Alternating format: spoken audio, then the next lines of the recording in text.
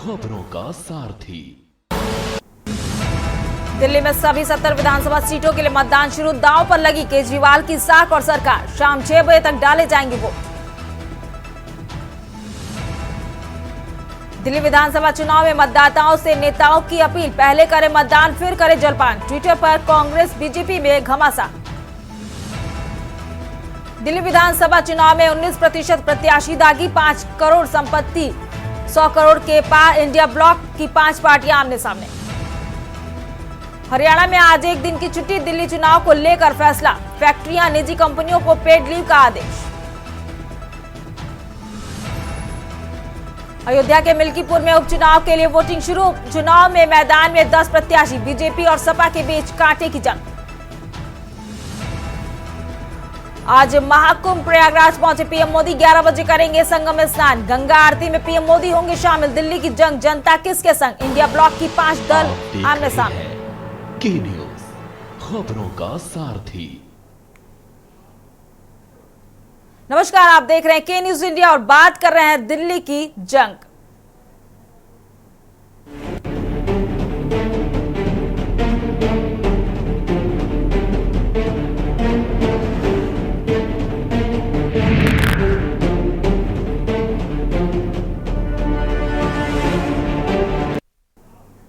दिल्ली से बड़ी खबर आपको बता रहे हैं।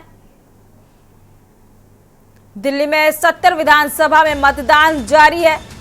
सुबह 7 बजे से मतदान शुरू हो चुके हैं। शाम 6 बजे तक वोटर करेंगे मतदान। दिल्ली से बड़ी खबर आपको बता रहे हैं। बीजेपी आप कांग्रेस के बीच कड़ा मुकाबला।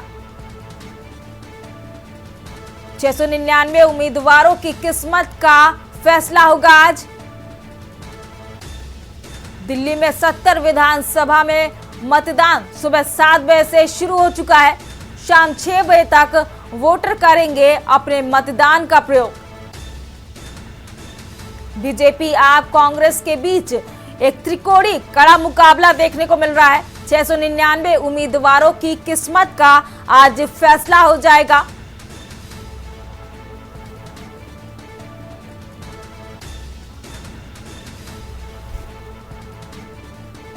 सुबह 7 बजे से वोटिंग शुरू हो चुकी है और शाम 6 बजे तक ये वोटिंग शुरू रहेगी।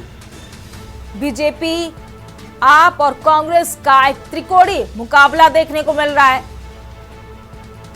699 उम्मीदवार आज फैसला कर देंगे।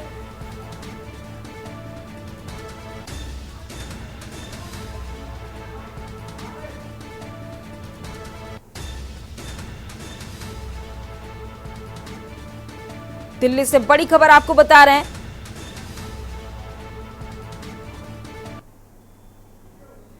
दिल्ली के लिए राजधानी दिल्ली में आज यानी सुबह 7 बजे से सभी 70 विधानसभा सीटों पर मतदान जारी है। वहीं दिल्ली वासियों ने वोट डालना शुरू कर दिया है। उधर दिल्ली पुलिस ने चुनाव को लेकर सुरक्षा व्यवस्था के पुख्ता इंतजाम कर लिए हैं। आज राजधानी दिल्ली में चप्पे चप्पे पर पुलिस का कड़ा पहरा है और सभी संदिग्ध गतिविधियों पर पैनी नजर रखी जा रही है।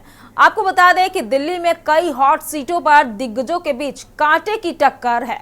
वहीं दिल्ली के वोटर्स आज इनकी किस्मत का फैसला कर रहे हैं, जिसका परिणाम 8 फरवरी को लोगों के सामने आ जाएगा। 8 फरवरी को तस्वीर साफ हो जाएगी कि आखिर दिल्ली में किसके सिर राजधानी का ताज सजेगा और कौन कौन नेता इस चुनाव में बाजी मारेगा। और इसी के साथ हमारे विशेष संवाददाता अखिलेश सिंह जुड़ चुके हैं। अखिलेश जी, जैसा कि सुबह 7 बजे से वोटिंग प्रक्रिया शुरू हो चुकी है और हमारे साथ मेघराज जी भी जुड़ चुके हैं। तो अखिलेश जी, सबसे पहला सवाल हम आपसे करना चाहेंगे कि वहां पर कांग्रेस आप और बीजेपी का एक त्रिकोणीय मुकाबला देखने को मिल रहा है, तो अभी क्या स्थिति दिख रही है वहां पर? पोलिंग बूथ पर क्या स्थिति है? सुबह 7 बजे से वोटिंग शुरू हो चुकी है। अखिलेश जी,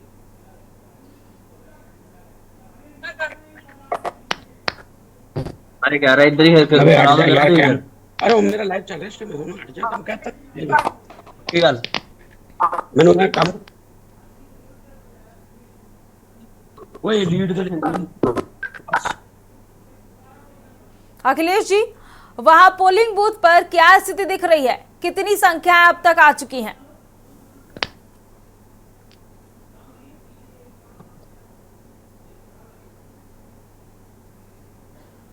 अखिलेश जी, क्या आप मुझे सुन पा रहे हैं? देखिए दीपिका, बता दूं कि दिल्ली के 70 विधानसभा सीटों पर मतदान शुरू हो गया। सुबह 7 बजे मतदान शुरू हुआ था। हालांकि अभी मतदान बहुत ही स्लो स्पीड में चल रहा है। लोग अभी कुछ ही संख्या में धीरे धीरे पहुंच रहे हैं, क्योंकि सर्दी दिल्ली में सुबह में ज्यादा है, इसलिए मतदान की जो गति है वो बहुत ही धीमी चल रही है।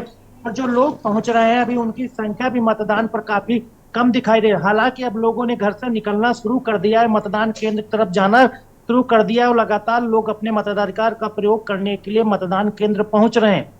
आपको बता दें कि सुबह जिस तरह से मैं इस दिल्ली के द्वारिका क्षेत्र के द्वारिका मोड़ के पास का ये मतदान केंद्र बूथ संख्या 76, 77, 78 है। इस पोलिंग स्टेशन ये उत्तम नगर विधानसभा क्षेत्र में आता है और यहाँ पर अगर बात की जाए तो अभी करीब 100-150 के वोटों के आसपास का आंकड़ा पहुंचा होगा। यानी समझ सकते हैं कितनी धीमी गति से मतदान हो रहा है। करीब 150 के आसपास लोग मतदान अभी करने पहुंचे हैं। और जिस तरह से अभी धूप निकल रही है, धीरे धीरे मौसम बदल रहा है, तो उस हिसाब से लोगों का रुझान बढ़ेगा और लोग बढ़ेंगे और लोगों की संख्या भीड़ देखने को मतदान केंद्र पर मिलेगी। इसके साथ ही साथ लंबी कतारें भी एक बार देखने को मिल सकती हैं, जो अक्सर देखा जाए। लेकिन पूरे दिल्ली का विधानसभा चुनाव पर अगर नजर डाली जाए तो दिल्ली के विधानसभा चुनाव में पूरा अभी तक शांत माहौल में मतदान शुरू हुआ है। किसी तरह का घटना किसी तरह नहीं है।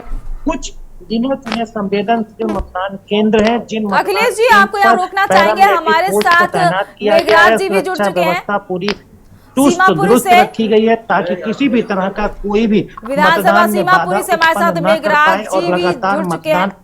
और मेघराज जी, जानना चाहेंगे कि वहां पोलिंग बूथ पर क्या स्थिति दिख रही है? सुबह 7 बजे से वोटिंग प्रक्रिया शुरू हो चुकी है, अभी क्या संख्या नजर आ रही है? मेघराज जी। दीपिका सवाल पूछिए।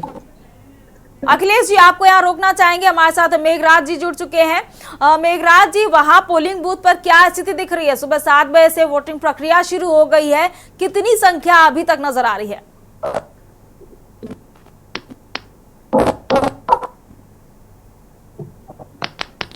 मेघराज जी, अनम्यूट कर ले।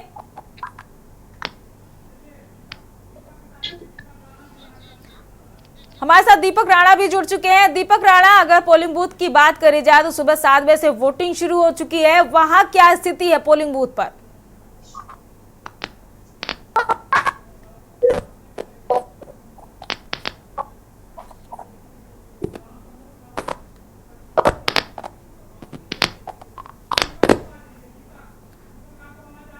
दीपक राणा जी, आपको मेरी आवाज मिल रही है?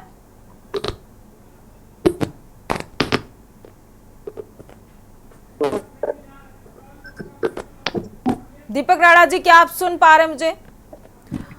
रुक कर लेते हैं अखिलेश जी की तरफ। अखिलेश जी, जैसा कि त्रिकोणीय एक मुकाबला देखने को मिल रहा है, तो इस बार किन किन मुद्दों को लेकर लोग चुनाव वोट डालने आए हैं? अखिलेश जी।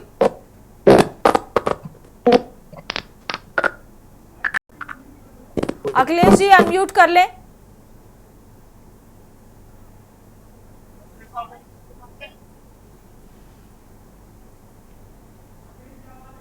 अखिलेश जी, आपको मेरी आवाज मिल रही है?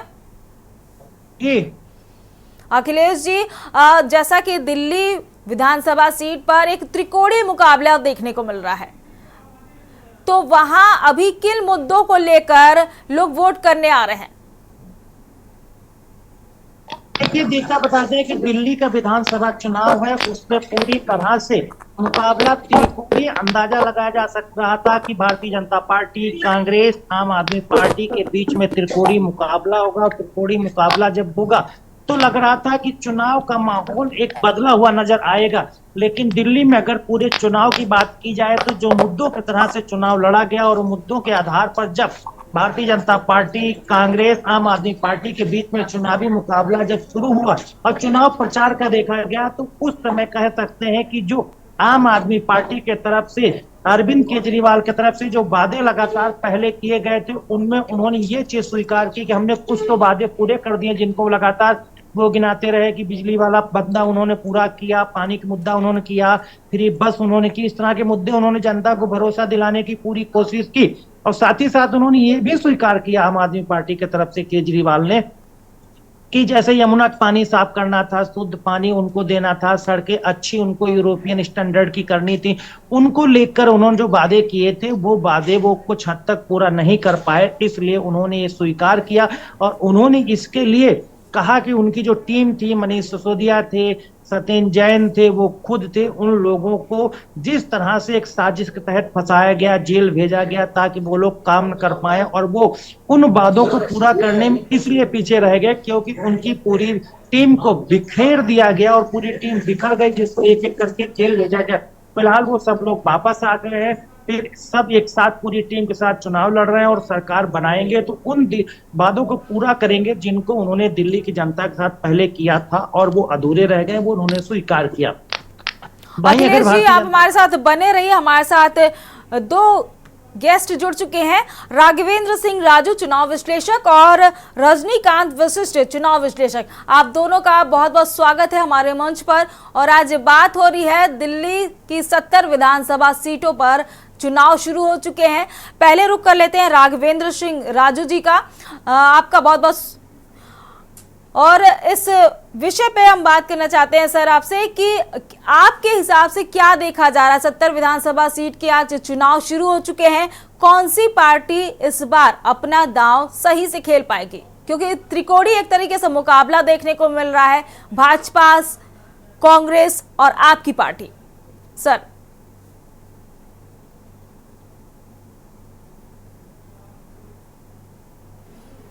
राघवेंद्र सर, अनम्यूट कर ले।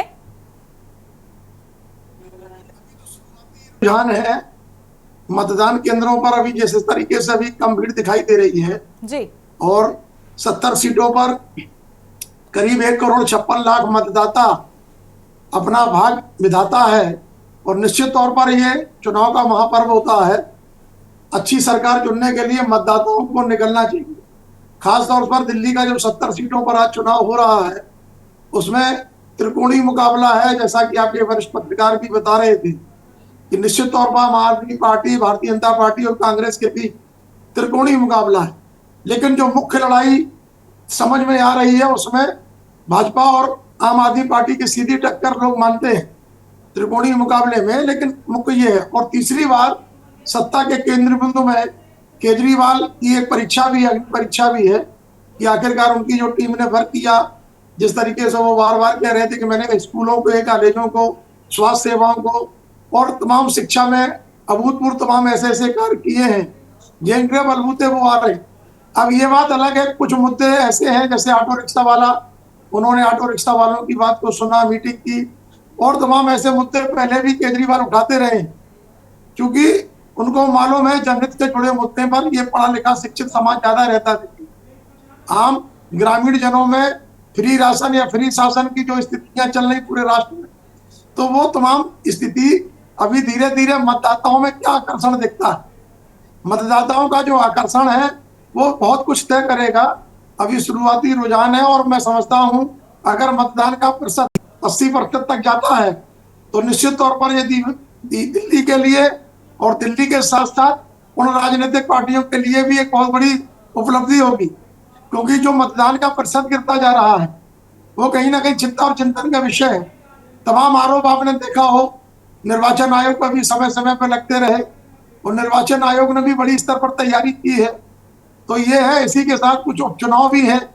उत्तर प्रदेश में जैसे मिल्कीपुर उपचुनाव हो रहा है, वहां भी बहुत मुख्य मुकाबला आप देख रहे हैं कि दिल्ली के साथ उत्तर प्रदेश का मिल्कीपुर जो विधानसभा चुनाव है और वो खास तौर से प्रभु श्री राम की लोकसभा क्षेत्र से लगा हुआ क्षेत्र है, जो अभी सांसद बन गए अवधेश प्रसाद जी, उन्हीं ने वो सीट खाली की थी।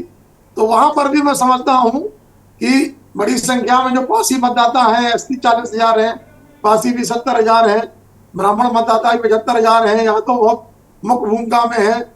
क्षत्रिय भी 30,000 करीब वहां पर मतदाता है और अन्य जो है करीब 25-30,000 मतदाता हैं। तो मिल्कीपुर चुनाव भी जो हो रहा है उसमें भी मैं समझता हूं कि 1,92,000 पुरुष मतदाता हैं और 1,77,000 समथिंग जो है महिला मतदाता हैं, जिसमें 4811 करीब नए युवा मतदाता जोड़े गए।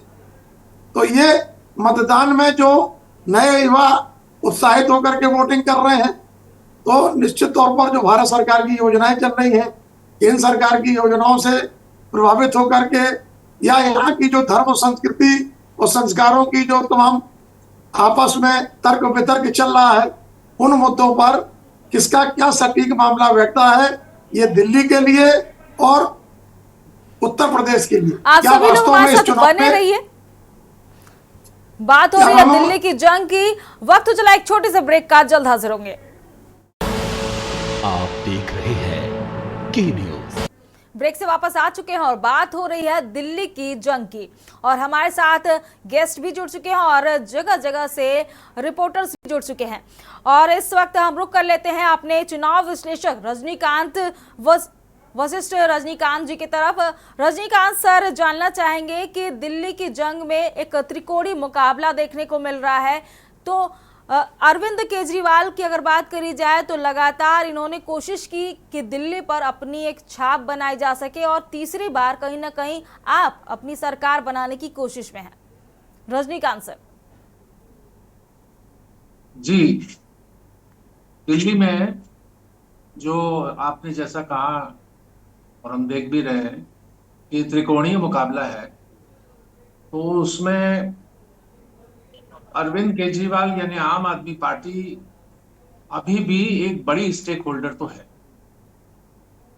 क्योंकि उन्होंने जो योजनाएं माने जो स्कूल वगैरह ठीक किए या जो उनके अस्पताल छोटे छोटे खोले गए मोहल्लों में, मुल्ला क्लिनिक्स, और इसके साथ ही साथ सबसे बड़ा जो अरविंद केजरीवाल के जीतने का एक कारण है वो है वो मतदाता जो दिल्ली में सेवा कार्य के लिए विभिन्न राज्यों से आया हुआ है, उत्तर प्रदेश से, बिहार से, मध्य प्रदेश से, उड़ीसा से, विभिन्न तमिलनाडु से।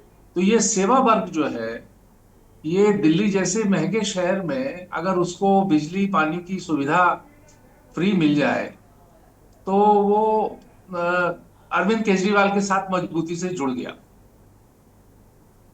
हालांकि भारतीय जनता पार्टी ने भी इस बार के चुनाव में अभी तक तो वो रेवड़ियों की जो रेवड़ियां बांटे जाने हैं उनकी आलोचना करती रही, लेकिन भारतीय जनता पार्टी ने भी इस बार अरविंद केजरीवाल की ही पिच पर आकर उसी तरह की छूट देने की बातें कही है।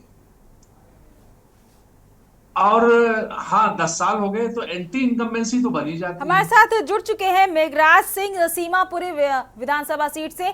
मेघराज जी, बात करी जाए सुबह से पोलिंग बूथ की, तो वहां क्या स्थिति देखने को मिल रही है? मेघराज जी अनम्यूट करें।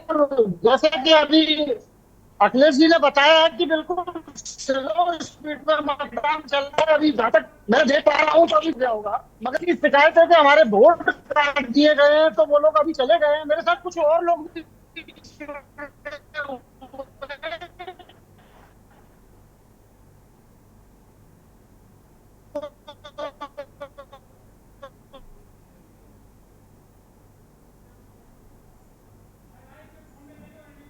भी दिल्ली में मतलब रहा है इतनी स्लो स्पीड में। पहले तो जो है स्लो स्पीड में हो रहा है, क्योंकि अच्छा हो रहा है, अभी सुंदर सुंदर है जी, सब नहा जा रहे हैं जी, तैयार हो जी, और काम से अच्छी सरकार करेंगे, बढ़िया सरकार जी। और आप सारे के साथ इस चुनाव में मुद्दे क्या क्या रहे सर, आप कुछ बताना चाहते?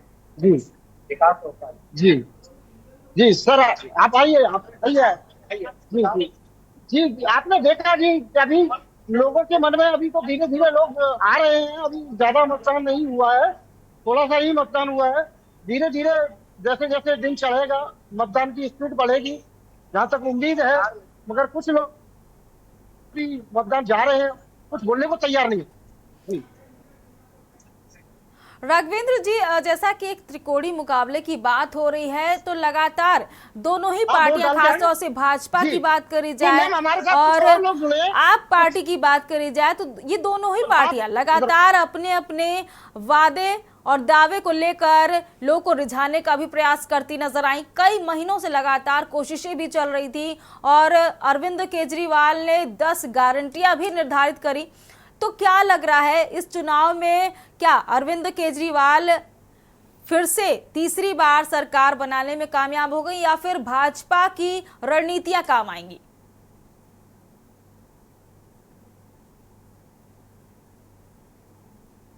राघवेंद्र सर, अनम्यूट कर लें। ये तो निश्चित तौर पर है कि आरोप प्रत्यारोपों का जो दौर पिछले समय में भी आपने देखा हो, दिल्ली की स्वायत्तता को लेकर के जिस तरीके से मामले उठे, जिस तरीके से आम आदमी पार्टी के नेता संजय सिंह जी, केजरीवाल जी और उनके कई मंत्री मनीष सिसोदिया जी जेलों में रहे और तमाम आबकारी नीति से लेकर के तमाम नीतियों पर एक तरीके से बहुत जो शिकंजा कसा गया ईडी और सीबीआई का। आप देख रहे हैं कि 13,766 पोलिंग बूथ है। अभी सारे बूथों का तो अभी समीकरण क्या बनेगा, कैसे लोग मतदान में निकलेंगे, लेकिन जो झुग्गी झोपड़ी और तमाम जो आरोप लगते रहे कि बहुत सारे रोहिंग्या जो है वो दिल्ली में प्रवासी हो गए मतदाता है, तो ये मतदाताओं का क्या स्थिति बनेगी कि तो पोलिंग सेंटर पर कितने लोग, क्या भीड़ है, ये तो वहाँ के अभी स्थिति आने में थोड़ा समय लगेगा। लेकिन जो प्रारंभिक रुझान लग रहा है उसमें तो निश्चित तौर पर आम आदमी पार्टी, भाजपा और ये होगी कांग्रेस की लड़ाई है। ये भी सच है कि आपने देखा होगा कि कांग्रेस, आम आदमी पार्टी, सपा और तमाम अलायंस ये सब पहले लोकसभा चुनाव में एक थी, लेकिन कहीं आते आते इनकी बात यहाँ पर बिगड़ गई और ये गठबंधन उन्होंने तोड़ दिया। अब आने वाले समय में जैसे यूपी में भी 2027 में चुनाव है, अभी आगे बिहार का भी चुनाव होगा, तो ये गठबंधन के लिए भी एक बहुत बड़ी चुनौती है कि केजरीवाल का प्रदर्शन यहाँ पर सर्वाधिक, क्योंकि पंजाब से ज्यादा मैं समझता हूँ उनका दिल्ली ही गढ़ है। तो इस गढ़ को तीसरी बार भेद पाने में अरविंद केजरीवाल और उनकी पूरी टीम कामयाब हो पाती है या नहीं हो पाती, और जनता, वहां का मतदाता या जो होता रहा है अरविंद केजरीवाल और भाजपा के बीच सीधी तर्क वितर्क होती रही और तमाम जिस तरीके से सत्ता की लाठी का आरोप लगता रहा और अरविंद केजरीवाल का जो वीडियो भी आया, उन्होंने प्रेस वार्ता किया, किसी को गुंडा कहा, किसी को कुछ कहा, जो आरोप प्रत्यारोप। राघवेंद्र जी, हम आपको यहाँ रोकना चाहेंगे। इस वक्त अयोध्या से बड़ी खबर आ रही है, अयोध्या से बड़ी खबर आपको बता रहे हैं इस वक्त की, प्रयागराज से इस वक्त की सबसे बड़ी खबर आपको बता रहे हैं। 10 बजे पीएम मोदी पहुंचेंगे प्रयागराज। 11 बजे आज संगम में डुबकी लगाएंगे प्रधानमंत्री नरेंद्र मोदी। अयोध्या से बड़ी खबर आपको बता रहे हैं, गंगा आरती में शामिल होंगे प्रधानमंत्री मोदी।